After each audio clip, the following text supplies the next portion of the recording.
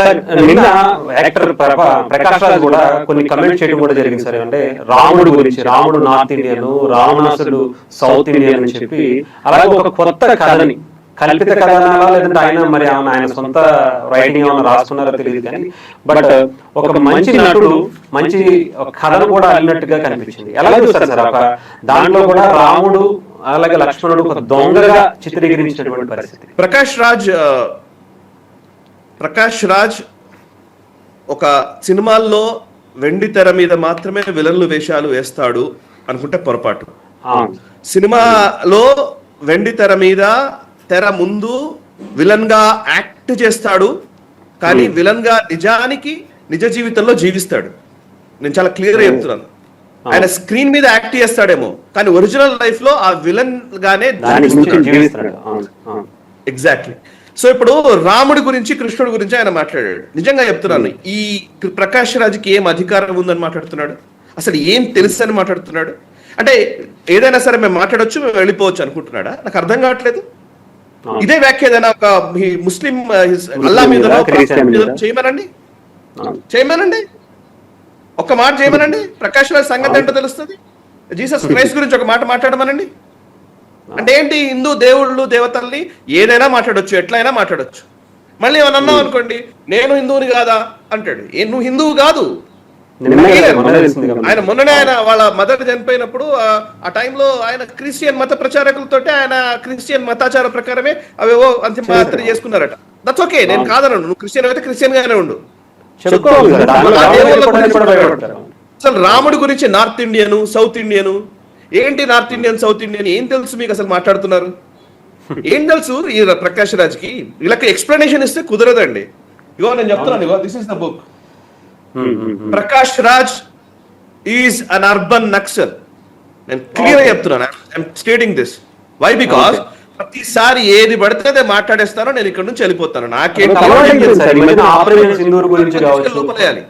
హిందూ మనోభావాల్ని దెబ్బతి ఇదే వేరే మతానికి సంబంధించి మనోభావాలు ఎవరైనా దెబ్బతీస్తే బ్లాస్ఫమీ చట్టం పెడతారు. ఇస్లాంలో కానీ, మీ ఇస్లాంలో అయితే బ్లాస్ఫమీ చట్టం పెట్టి తీసుకుపోయి కొట్టి చంపుతారు కొన్ని దేశాల్లో అయితే.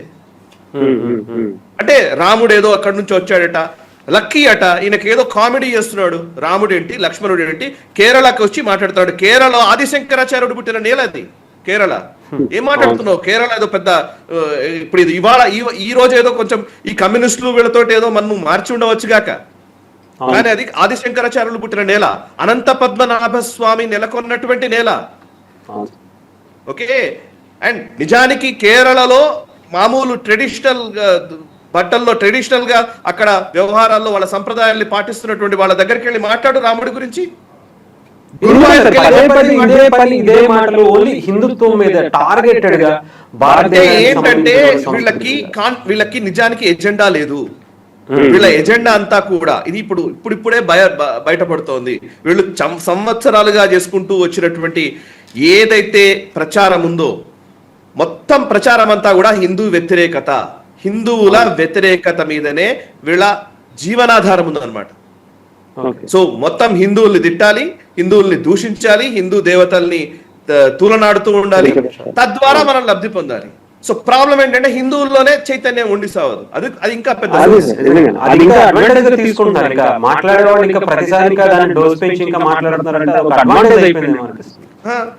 ఆయన ఏంటి పవన్ కళ్యాణ్ తిడతాడు. మొన్న సనాతన ధర్మం అంటే పవన్ కళ్యాణ్ తిడతాడు.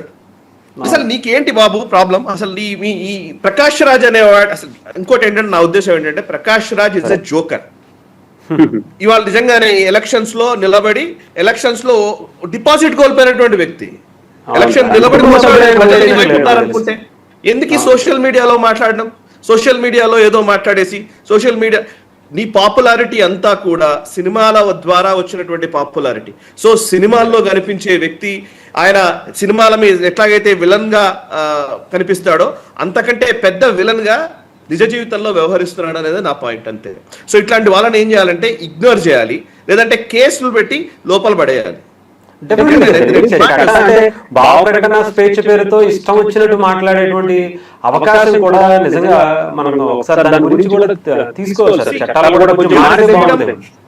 Your freedom ends where my nose begins అంటారు. అంతే సార్. నా నా విషయంలోకి వచ్చేంత వరకే నీ ఫ్రీడమ్ పోయినట్టే. అంటే బేసికలీ నీ ఫ్రీడము నీ దగ్గర పెట్టుకో. నన్ను తూలనాడే విధంగా, నా మనోభావాలు దెబ్బతీసే విధంగా మాట్లాడే హక్కు ఎవరికీ లేదు. నీకు భావ ప్రకటన స్వేచ్ఛ నీ ఒక్కడికే కాదు, మాకు కూడా ఉంది. మిమ్మల్ని తిట్టమంటారా? మరి నూపూర్ శర్మని ఎందుకు తిట్టారు? నూపూర్ శర్మ ఖురాన్ లో ఏదో ఉంది అని చెప్పేసి ఏదో వర్సెస్ మాట్లాడితే ఎందుకు ఆమెను అంతగా దూషించారు? సో సో ఇప్పుడు ఇదే ప్రకాష్ రాజ్ సెక్యులరిజం అవి, నీ సెక్యులరిజం పాటించు, నేనేం కాదనట్లేదు. నువ్వు రాముణ్ణి కృష్ణుడిని దూషించేదాకా నువ్వు ఎందుకు వెళ్తున్నావు? అసలు నీ ప్రాబ్లం ఏంటి? నార్త్ ఇండియన్ ఏంటి, సౌత్ ఇండియన్ ఏంటి? అసలు నార్త్ ఇండియన్ సౌత్ ఇండియన్ ఎవరికన్నా ఉందా అసలు భావన? ఇప్పుడు నేను అడుగుతున్నా, మన దగ్గర కూడా రాజకీయ నాయకులకి అసలు నిజంగా ఏమనాలో తెలియదు. సౌత్ ఇండియా అని అంటారు చాలా మంది. బేసికల్లీ సౌత్ ఇండియా అంటే ఏ రాష్ట్రాలు కలుస్తాయి? వీళ్ళు మాట్లాడేది ఏంటి? తెలంగాణ, ఆంధ్రప్రదేశ్, తమిళనాడు, కర్ణాటక, కేరళ, 5 రాష్ట్రాలే ఉన్నాయంటారు. సౌత్ అంటే ఏంటి? దక్షిణాది అంటారు. దక్షిణంలో గోవా ఉంది, మహారాష్ట్ర వస్తుంది, వింధ్యకి కింద ఒరిస్సా వస్తుంది. మరి దాన్ని ఎవరు ఏమనాలి? పోనీ ఇప్పుడు ఈస్ట్ ఉంది, ఈస్ట్ వెస్ట్ కాదా? ఇప్పుడు అంటే నార్త్ సౌత్ రెండే ఉన్నాయా ఈ దేశానికి? వెస్ట్ ఉంది, వెస్ట్ లో గుజరాత్ ఉంటది, ఈస్ట్ లో బెంగాల్ ఉంటది, నార్త్ ఈస్టర్న్ స్టేట్స్ ఉంటాయి. సో నార్త్ అంటే పైకి. సో మనం ఇప్పుడు మాట్లాడాలి అనుకుంటే ద్రవిడన్ పాలిటిక్స్ అంటారు. ద్రవిడ నాడు అనే మాట ఆది శంకరాచార్యులు మాట్లాడారు, మీరు కాదు మాట్లాడేది. ద్రవిడ అండ్ ఇంకోటి తిరువల్లువర్ చరిత్ర చదవండి. తిరువల్లువర్ ఏం చెప్పాడో తిరుక్కురలు చదివితే తెలుస్తుంది సనాతన ధర్మం గురించి ఏమేమి మాట్లాడారు. సో ఇవన్నీ తెలియకుండా ఏదో ఇట్లా మా ఇష్టం వచ్చినట్టు మాట్లాడేసి వెళ్ళిపోతామనంటే ఇది పెరియార్ కాలం కాదు. ఆ రోజుల్లో పెరియార్ ఏది పడితే మాట్లాడితే ఎవరు రెస్పాండ్ కాలేదేమో. కానీ ఈ రోజు ప్రకాష్ రాజ్, ఈ రోజు ఎవరు ఊరుకునే పరిస్థితిలో లేరు. హిందూ సమాజం చైతన్యవంతమైంది. సో హిందూ సమాజం ఇప్పుడిప్పుడే వాళ్ళ అస్తిత్వం గురించి వాళ్ళు నిజంగా చిత్తశుద్ధితో పనిచేస్తూ ఉన్నారు, తెలుసుకుంటూ ఉన్నారు. సో నువ్వు ఇలా మాట్లాడేసి అలా వెళ్ళిపోతానంటే కుదరదు. నీ పైన ఆల్రెడీ పోలీస్ కంప్లైంట్లు అవి ఇవి నమోదయ్యాయి. ఇప్పుడు ఏంటంటే వీళ్ళని తీసుకెళ్లి అరెస్ట్ చేశారనుకోండి, విక్టిమ్హుడ్ ప్లే చేయడం అనమాట. చూసారా నా వాయిస్ నొక్కే ప్రయత్నం చేస్తున్నారు, అడ్డుకునే ప్రయత్నం చేస్తున్నారు అని. సో తాగుతారు, వాగిన తర్వాత వాళ్ళని అరెస్ట్ చేశామనుకో, అరెస్ట్ చేస్తే మళ్ళీ బాధితుడిగా తనను తాను ప్రొజెక్ట్ చేసుకుని అట్లాగైనా సరే హెడ్లైన్స్ లోకి వస్తాము అనే ఒక అభిప్రాయం. అంటే ఇప్పుడు ఎవరు ప్రకాష్ రాజ్ ని పట్టించుకోరు. ఇట్లాంటివి మాట్లాడితేనే కదా ప్రకాష్ రాజ్ గురించి చర్చలు జరిగేది. సో ఎవరు పట్టించుకుంటాడు ప్రకాష్ రాజ్ వ్యాఖ్యలను? ఎవరు కేర్ చేస్తున్నారు అసలు? ఆయన ఎలక్షన్స్ లో ఆయన ప్రభావం ఎంత? ఎలక్షన్స్ లో ఆయన ప్రభావం 0.001% కూడా లేదు. బికాస్ ఆయన సో ఎలక్షన్ లో ప్రభావితం చేయలేడు కాబట్టి హెడ్లైన్స్ గ్రాప్ చేయాలంటే ఇట్లాంటి ఏవో పిచ్చివాగుడు వాగాలి, తద్వారా హెడ్లైన్స్ గ్రాప్ చేయాలి. కానీ నువ్వు హెడ్లైన్స్ గ్రాప్ చేయడం కోసం అనుకుంటున్నావేమో, కానీ at the same time you have to face the consequences from the Hindu society. Right sir, thank you so much sir. ఎందుకంటే ఇది డెఫినెట్ గా ఒక ఇంటర్నల్ లింక్స్ ఏమన్నా కూడా ఉన్నాయేమో అని కూడా అనిపిస్తుంది. ఎందుకంటే ఈ నాసిక్ జరిగినటువంటిది కావచ్చు, ప్రకాష్ రాజ్ లాంటి వ్యక్తులు ఇంటర్నల్ గా ఎక్కడన్నా ఒక లింక్స్ ఏమన్నా వీళ్ళకి వెనకాల ఉన్నాయేమో అని కూడా అనిపించింది సార్ నాకైతే. అంటే డైవర్షన్ పాలిటిక్స్ డైవర్షన్ చేస్తారు, అది వేరు. ఇప్పుడు ఏంటంటే ఇష్యూని డైవర్ట్ చేయడము, ఇష్యూని ఇంకోలాగా మార్చే ప్రయత్నం చేయడము.